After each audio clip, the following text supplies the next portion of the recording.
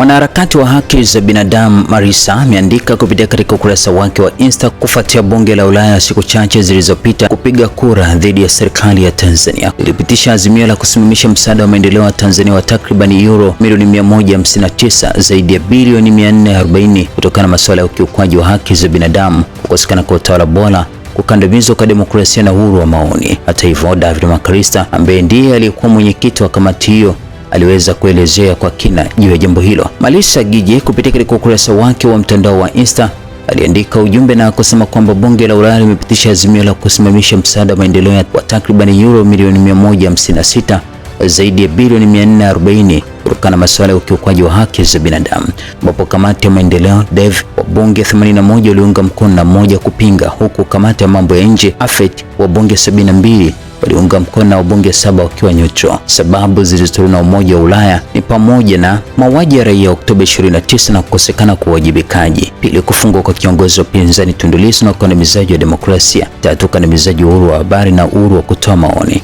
nne, matukio ya watu kutekwa na kupotea; tano, kamati ya ulinzi na mambo ya nje ya bunge la Tanzania kukataa kushirikiana na bunge la Ulaya ili kufanya uchunguzi huru wa matukio ya Oktoba 29. Katika kile alichokieleza, Malisa amesema kwamba ikumbuke pesa hizi si mkopo bali ni msaada na zililenga miradi ya afya, elimu, maji, nishati na kadhalika. Kusimamishwa kwake kuna maanisha miradi mingi inayotegemea ufadhili wa Ulaya itakwama. EU ipo tayari kuleta fedha hizo ikiwa serikali ya Tanzania itakubali masharti yafuatayo: kwanza, kukubali vyombo vya kimataifa kuchunguza mauaji ya Oktoba 29; pili, serikali imwachilie Tundu Lissu na wafungwa wengine wa kisiasa bila masharti yoyote; tatu, serikali iache kufungia, kuvitisha vyombo vya habari na ruhusu uhuru wa maoni; nne, serikali ikubali kushirikiana na vyombo vya kimataifa kuchunguza matukio ya watu kutekwa na kupotea. Kama serikali itakubali masharti hayo, EU itaondoa zuio la pesa hizo, lakini kama itakataa, tutapoteza pesa hizo na pia kuna uwezekano wa kupoteza misaada mingine ya Ulaya, hata kukabiliwa na vikwazo vya kiuchumi. Mwaka 2002 Zimbabwe ilifanya uchaguzi na yakatokea machafuko. Umoja wa Ulaya ulipotaka kuchunguza, serikali ilikataa,